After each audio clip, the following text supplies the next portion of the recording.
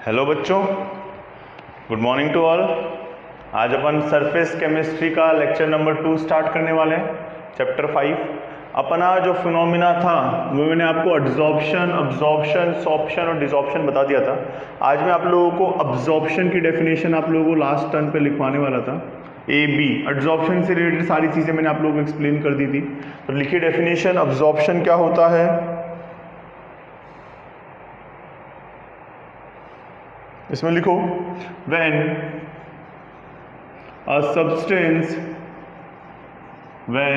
a substance is uniformly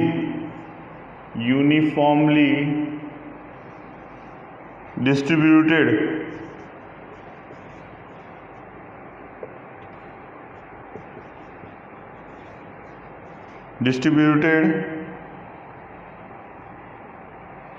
throughout the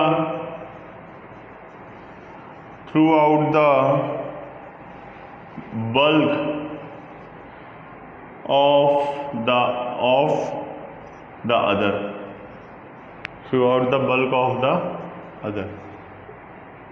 is termed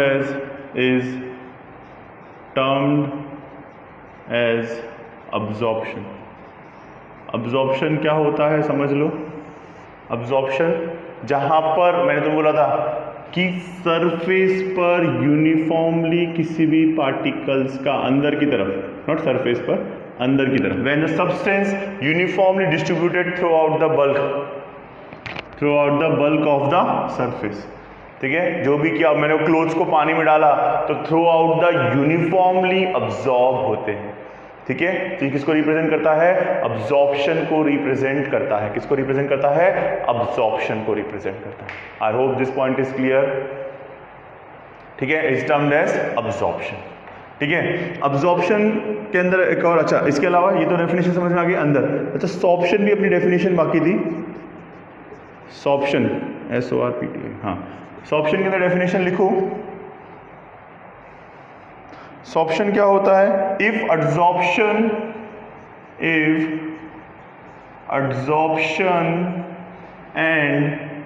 absorption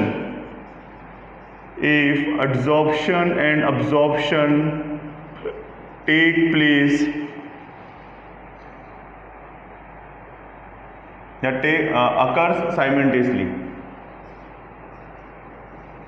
occurs simultaneously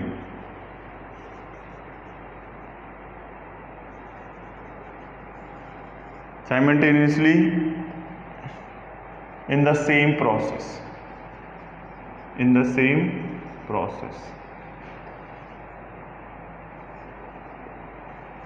is known as sorption. It is known as sorption। किसको represent कर रहा है? Sorption, जिसमें adsorption और absorption दोनों, मतलब अंदर भी जितना हो रहा है उतना ही बाहर हो, उसे क्या बोलेंगे? सॉर्प्शन बोलेंगे। ठीक है, adsorption and absorption take place simultaneously on the surface. जितना अंदर हो रहा है, सेम एक ही अंदर एड्जॉर्प्शन भी हो रहा है, अब्जॉर्प्शन भी हो रहा है, इस प्रोसेस को क्या बोलेंगे? सॉर्प्शन बोलेंगे। नोट कर लो, व्हाट इज सॉर्प्शन। क्लियर है? किसको रिप्रेजेंट करता है? सॉर्प्शन को रिप्रेजेंट करता है। ओके, अच्छा, अब्जॉर्प्शन और एड्जॉर्प्शन में कुछ डिफरेंसेस हैं, वो मैं आप लोगों को बता देता हूं, उन्हें नोट डाउन कर लीजिए। एड्जॉर्प्शन और अब्जॉर्प्शन में कुछ डिफरेंस है, वो आप अच्छे से नोट डाउन कर लीजिए, वहां से आपको समझने में कन्वीनियंट रहेगा। पहला डिफरेंस है difference between the adsorption and absorption. ये एग्जाम में आया हुआ क्वेश्चन है, इसलिए मैं आप लोगों को लिखवा रहा हूं अब्जॉर्प्शन। ठीक है, पहला पॉइंट है the surface of phenomena take place only on the surface. ठीक है, this phenomena take place in the only on the surface.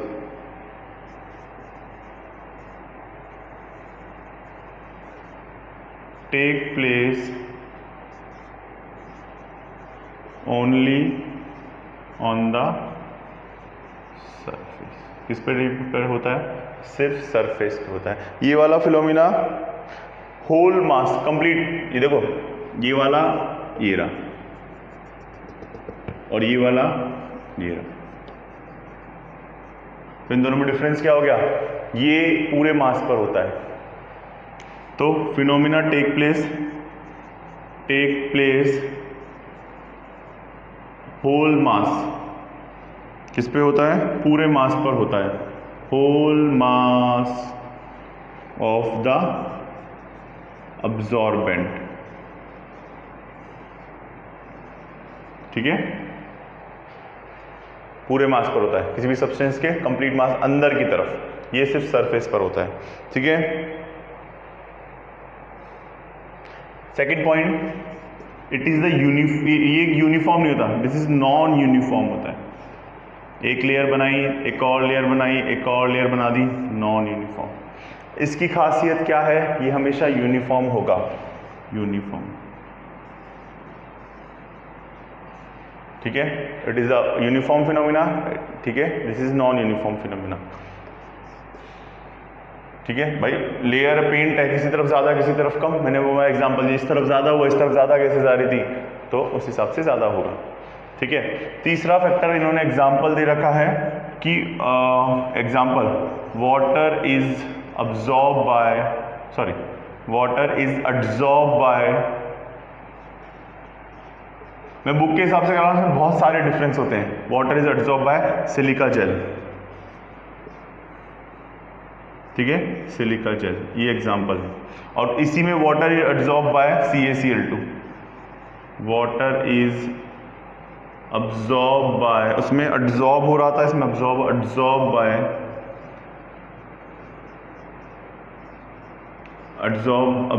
Bye calcium chloride, note कर लो, water is absorb by calcium, clear है, I hope this point is clear for all of you. अब आगे की बात, ये डिफरेंस बुक के हिसाब से कराएं, इसमें एक बार हो गया कहानी खत्म, इसमें कंसंट्रेशन ज़्यादा या कम हो सकती है, वो बात वही होगी यूनिफॉर्म और नॉन यूनिफॉर्म वाली। ये बेसिक 3 डिफरेंस बहुत है जो NCERT की बुक में दे रखे हैं, वो मैंने आप लोगों को समझा दिए।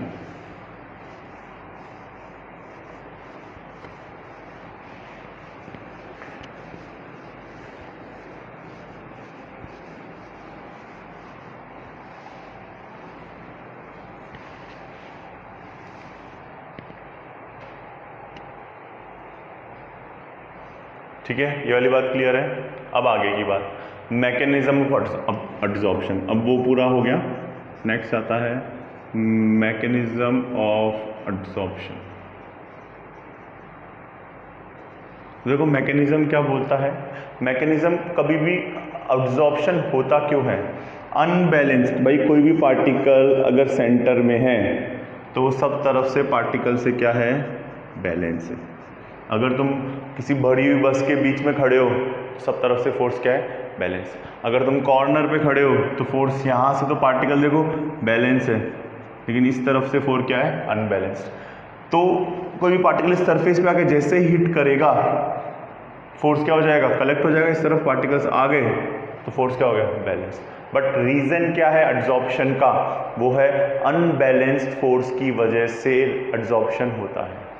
तो मैकेनिज्म में पहला रीजन क्या आएगा कि अब एड्जॉर्प्शन क्यों होता है, adsorption take place to residual force और अनबैलेंस्ड फोर्स। कौन सा फोर्स, रेजिडुअल फोर्स बोला गया है या फिर से कौन सा बोला गया, अनबैलेंस्ड फोर्स। तो take place due to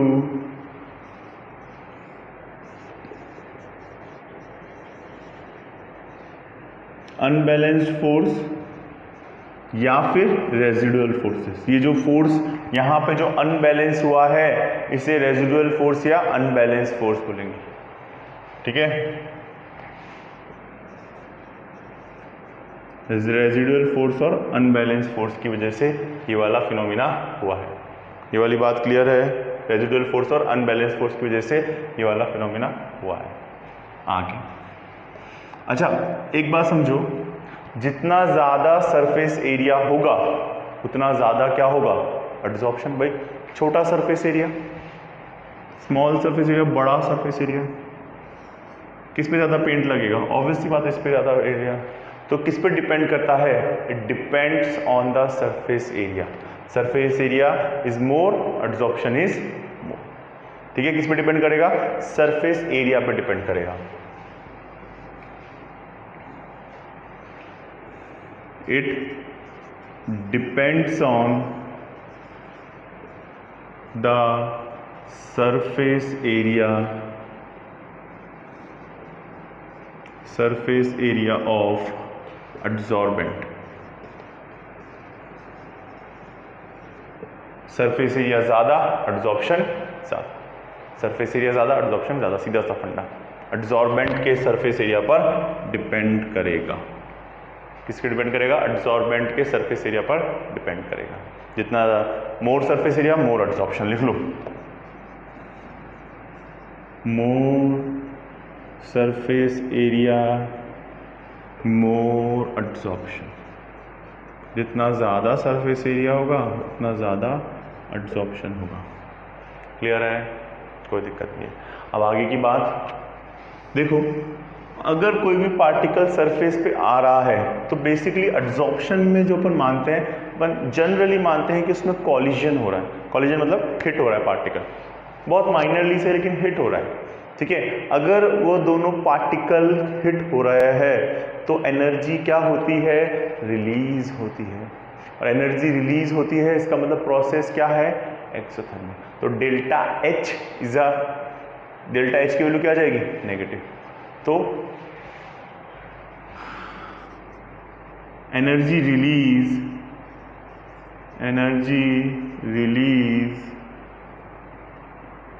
in this process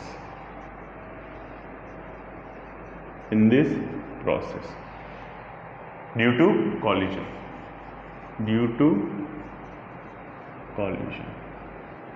so it is a exothermic process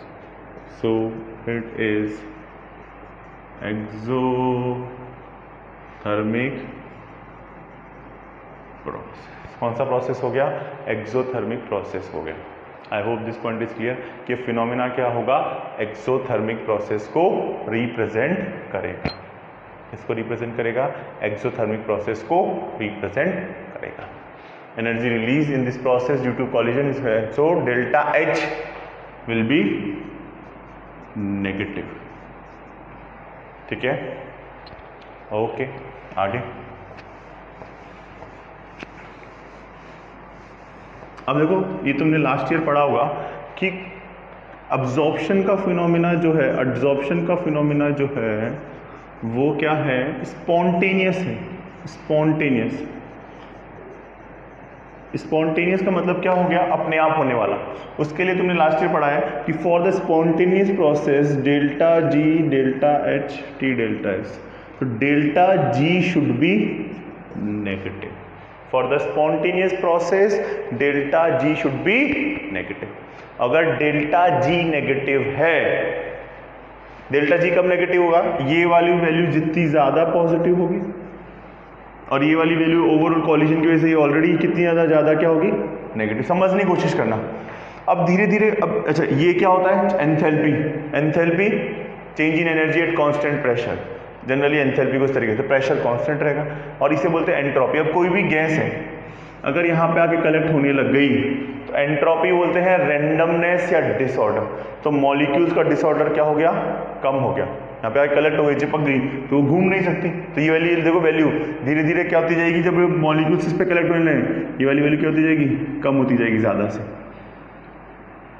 ठीक है, तो वो कम हीट रिलीज करेगा। ठीक है, कब तक, जब तक कि ओवरऑल तुम्हारा डेल्टा जी नेगेटिव आना चाहिए। अब वैल्यू कम का मतलब क्या हो रहा, पॉजिटिव। ओवरऑल वैल्यू किसकी तरफ जा रही है, पॉजिटिव।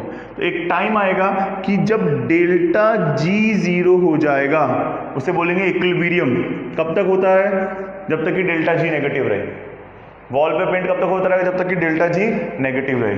जब इक्विलिब्रियम इस्टेब्लिश्ड हो जाएगा तो एब्जॉर्प्शन, इक्विलिब्रियम इस्टेब्लिश होने का मतलब क्या, डेल्टा जी 0। इसका मतलब क्या हो जाएगा, ये वाली टर्म पूरी क्या हो जाएगी, delta H minus T delta S is equals to 0। इसका मतलब क्या हो जाएगा, delta H is equals to T delta S. कब तक एब्जॉर्प्शन होता है, जब तक कि ये वाला सिनेरियो रहने वाला है। तो एड्जॉर्प्शन के बारे में वाली सारी बातें क्लियर हैं। स्पॉन्टेनियस होता है कब? क्योंकि डेल्टा जी नेगेटिव होता है। Energy release in this process due to collision is exothermic process, delta H negative होता है। सरफेस एरिया पर डिपेंड करता है और तुम्हारा क्या होता है? रेजिडुअल फोर्स की वजह से होता है। एक बार इसका मैं एनसीईआरटी से तुम्हें रीड करके समझा देता हूँ। Mechanism arises due to the fact that the surface particle adsorbent are not in the same environment, particle inside the bulb. क्यों हो रहा है? क्योंकि अंदर की तरफ फोर्स क्या है? अनबैलेंस्ड। सॉरी, ऊपर की तरफ फोर्स क्या है? अनबैलेंस्ड। अंदर की तरफ फोर्स क्या है? Balance. Inside the adsorbent all forces acting between the particles are mutually balance. कि अंदर की तरफ फोर्स क्या है? Balance. On the surface of the particle are not surrounded by atom और molecule, so there kind side hence called is unbalance या residual force. ठीक है, फर्स्ट पॉइंट अपना क्लियर है। These forces adsorbent responsible for attracting the adsorption on the surface extent, ये force इसके जिम्मेदार है। The extent of adsorption with the increase in surface area, surface area ज्यादा, adsorption ज्यादा। ठीक है, unit mass of the adsorbent given temperature and pressure. Another important factor the featuring adsorption is the heat of adsorption. During the absorption there is always decrease the residual forces, surface decrease the surface energy which appears as a heat. Adsorption invariable is a exothermic process. इसका मतलब delta H क्या हो गया? Negative हो गया। When the gases is adsorbed, freedom movement of molecule becomes restricted. Molecules क्या हो गया? Restricted हो गया। इसका मतलब डेल्टा एच क्या हो गया? एंट्रोपी क्या हो गई? कम हो गई। Adsorption is accompanied by the decrease in enthalpy as well as decrease in entropy. ये दोनों डिक्रीज हो रहे हैं, मतलब ये पॉजिटिव साइड जा रहा है, ये नेगेटिव साइड जा रहा है। For overall the process delta G should be negative. Overall के लिए क्या होना चाहिए? डेल्टा जी जब तक होता रहेगा तब तक कि डेल्टा जी नेगेटिव है। और जब इक्विलिब्रियम आ जाएगा इसका मतलब डेल्टा जी क्या हो गया? जीरो। जितना ऊपर प्रेशर है उतना ही अंदर है। इस केस में क्या हो जाएगा? इक्विलिब्रियम कंडीशन स्टैब्लिश हो जाएगी। तो अपना क्या हो जाएगा? Delta H is equals to T delta H. तो ये आप लोगों का मैकेनिज्म कि एड्जॉर्प्शन कैसे होता है, कहाँ पर होता है, सरफेस पे कैसे रिलेट करा है, सारी चीज़ों को यहाँ पर एक्सप्लेन किया गया है। तो आई होप आप लोगों को ये वीडियो समझ में आएगा। नोट्स बनाते रहिए। Thank you so much. All the best. Bye bye. Take care बच्चों।